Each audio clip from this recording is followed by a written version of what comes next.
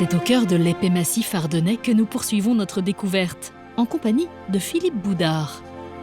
Ce restaurateur passionné de chevaux et féru de chamanisme a construit un tumulus et 2 dolmens juste à côté de chez lui. Il aime y ressentir le lien qui unit, selon lui, les êtres humains et les esprits de la forêt. L'Ardenne, c'est une forêt immense, une forêt dense, une forêt riche, chaude. On est devant un monde réel et on est aussi devant un monde imaginaire, poétique et légendaire.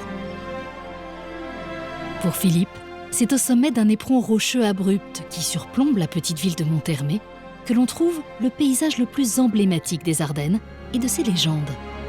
Ici, les boucles de la Meuse, encerclées par la forêt, dessinent un des méandres les plus spectaculaires de France.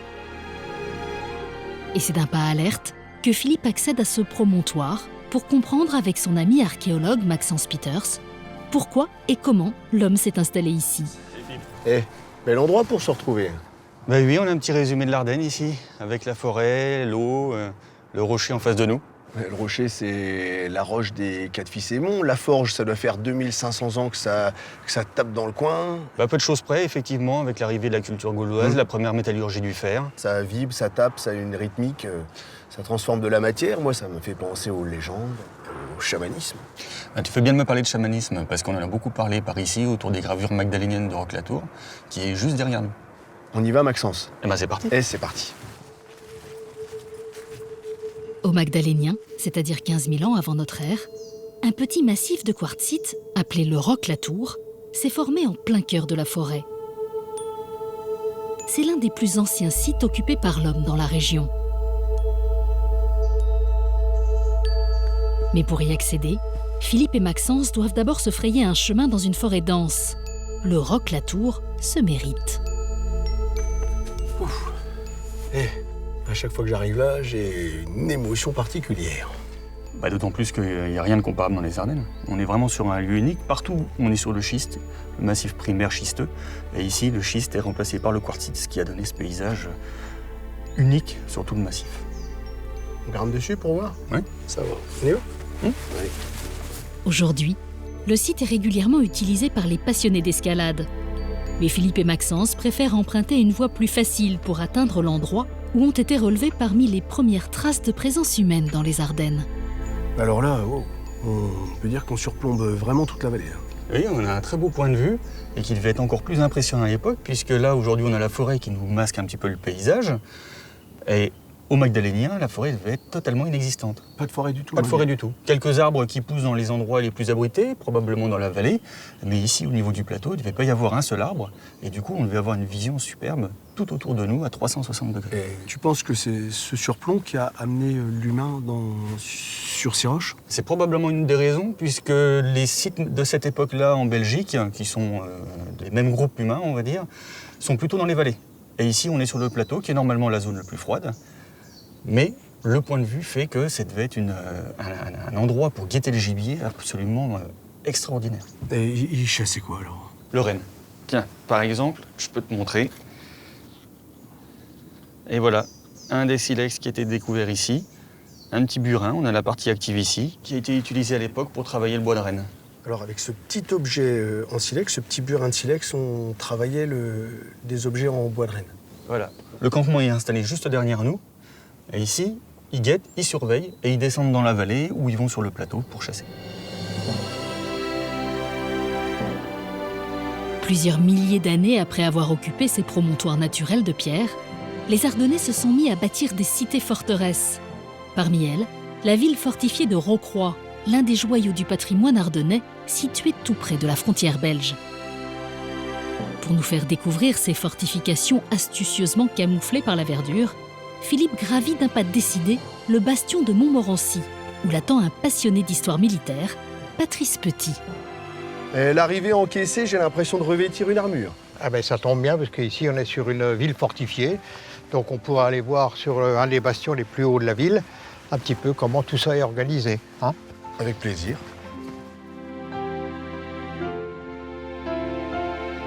Pourquoi la ville a-t-elle été fortifiée? Alors Rocroi a été fortifiée tout simplement parce que c'était en frontière du royaume pour se défendre contre Charles Quint notamment. À la demande de qui? À la demande de François Ier et Henri II, parce que François Ier était décédé quand les fortifications actuelles ont démarré. Et moi, quand je les regarde, ces fortifications, je me dis qu'elles ont une allure un petit peu particulière. Elles sont pas rectilignes. Non, alors c'est pour ça qu'on l'appelle ville-étoile, parce que ce sont des fortifications en étoile et un urbanisme également en étoile. Et donc, ça a des raisons particulières du point de vue militaire. Rocroi, ville-étoile. Rocroi, ville-étoile, c'est ça. C'est en prenant vraiment de la hauteur qu'on peut apprécier l'étonnante configuration de cette ville frontalière, au croisement de toutes les routes.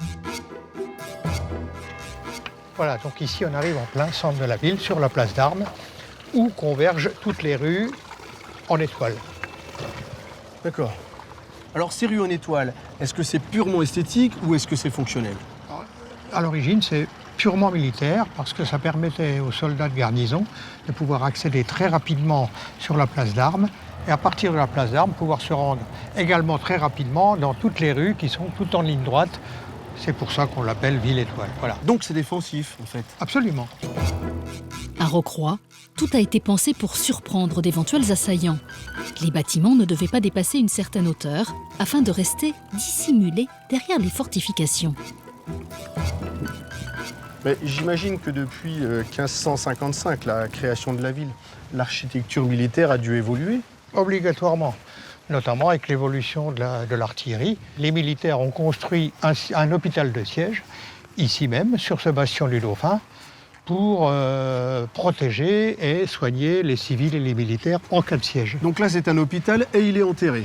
Voilà, il est enterré pour protéger les voûtes des obus ou des boulets de canon. En 1643, l'armée espagnole venue des Pays-Bas pour prendre Paris a fait le siège de Rocroi, où elle a connu une cuisante défaite. On raconte même que c'est grâce au système défensif de la ville que l'avenir du futur Louis XIV aurait été préservé. Donc là, on rentre dans un nouveau système de défense. On est dans une galerie. Oui, donc en fait c'est une poterne qui permet de passer de la première ceinture à la deuxième ceinture de défense. Et on en a plusieurs par ici sur Rocroi. Et là, ça ouvre sur un dernier système de défense avec des meurtrières. Et là, c'est quoi là, cette élévation? Alors les militaires appellent ça une dame. Donc là, on est dans la position de l'assaillant, c'est-à-dire qu'on doit rejoindre la fortification. Et les militaires ont créé deux obstacles. Un premier obstacle en faîtage, en pierre. C'est extrêmement difficile de marcher dessus. Et donc, si par chance, on peut accéder jusque la fameuse dame, on l'a appelée dame, parce qu'une fois arrivé à cet endroit-là, il faut enlacer la dame. Donc moi là, je suis l'assaillant, je veux traverser, je dois passer là-dessus. Oui. Que j'enlace la dame Exactement. pour aller de l'autre côté. Et voilà, ce sont deux obstacles en fait. Que vous pourriez me faire une démonstration, s'il Non. vous plaît? Non, je ne voudrais pas prendre le risque.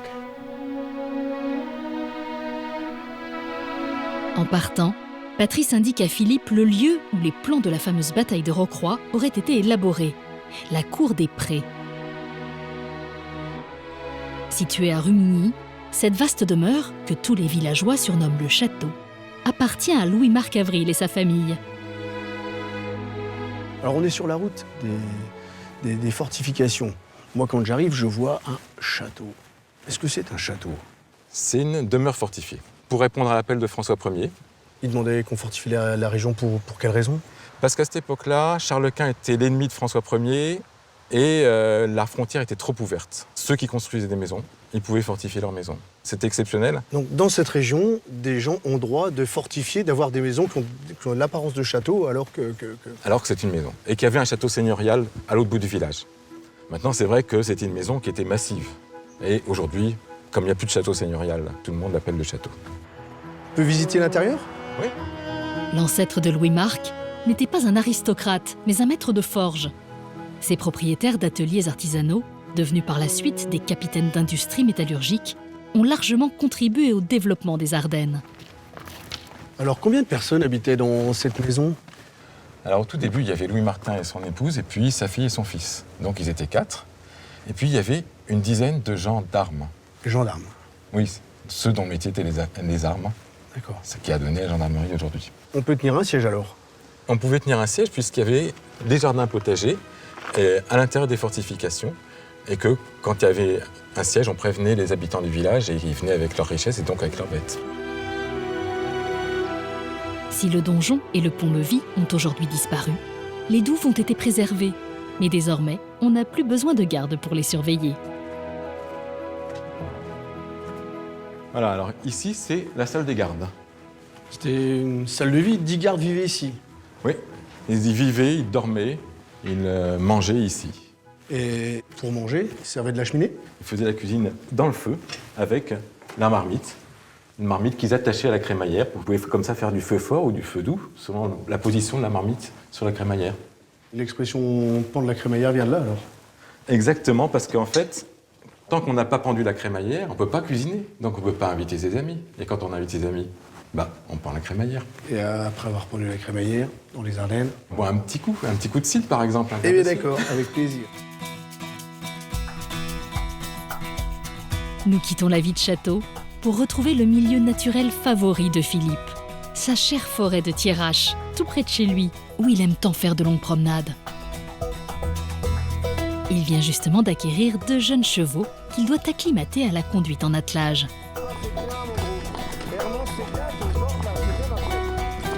Aujourd'hui, il est accompagné de son ami Lucien d'Avril, un garde-chasse qui souhaite lui montrer comment il entretient cette forêt et son marais.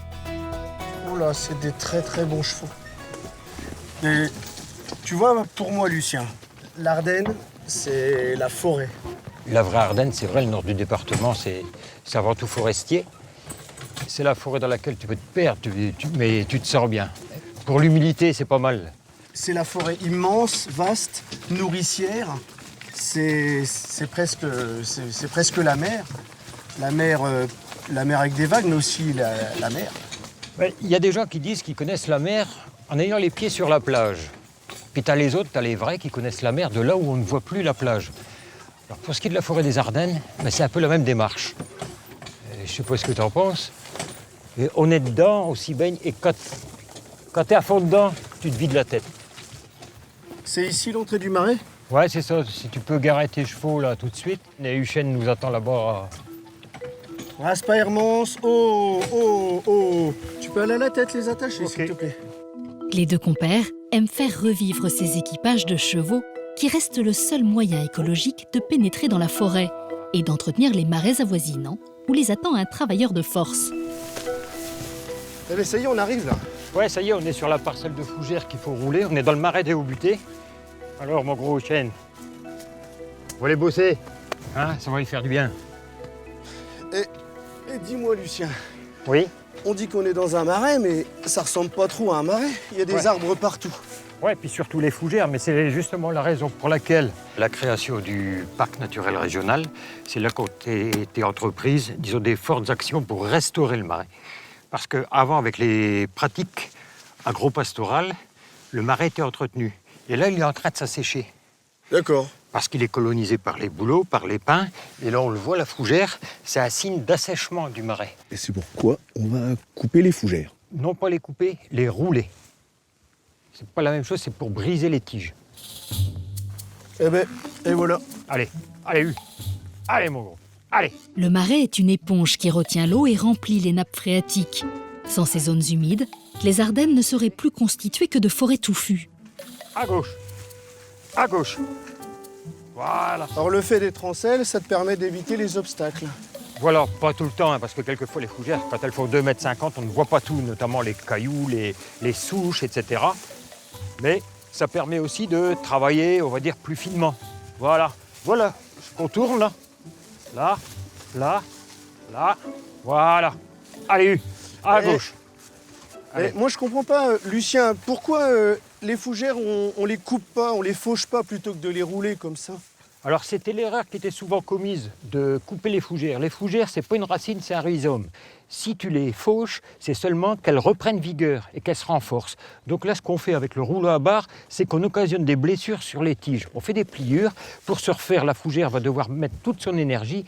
Et quand tu es passé 2 fois par an entre juin et septembre durant 3 à 4 années, tu as supprimé 80% de la fougère. Ces pratiques ancestrales sont le meilleur moyen d'entretenir ce milieu naturel millénaire. Mais comme les volontaires ne sont plus assez nombreux pour épauler Lucien, D'autres chevaux sont récemment venus en renfort pour sauver le marais. Donc là, on arrive dans le marais, à la partie du marais où on a réintroduit des chevaux de manière à l'entretenir. C'est ça, Lucien? Voilà, c'est parce que ce qui peuple le marais, on a une herbe qui s'appelle la molinie. C'est une herbe qui est peu appétante, mais qui peut convenir à des chevaux. Ce qu'on leur demande, c'est de manger. Hein? Donc le cheval, par rapport à des ruminants, le ruminant, il passe du temps à se reposer, à ruminer. Le cheval, il mange entre 14 et 16 heures par jour et c'est tout ce qu'on leur demande. Au lieu que les bouleaux continuent à prospérer, les chevaux les raccourcissent. C'est plus les mêmes plantes. En ce moment, il fait sec, mais tout ça, ce serait mouillé. D'habitude, on passe, on a les pieds dans l'eau, là, ici. Moi, quand je vois ces chevaux, je vois des tarpans, donc le dernier cheval sauvage européen. Ça ressemble fort, mais ce sont des chevaux domestiques, des petits chevaux polonais, on les appelle les Konik Polski. Et c'est vrai que d'extérieur, ils ressemblent au tarpan qui a existé à une époque en Europe.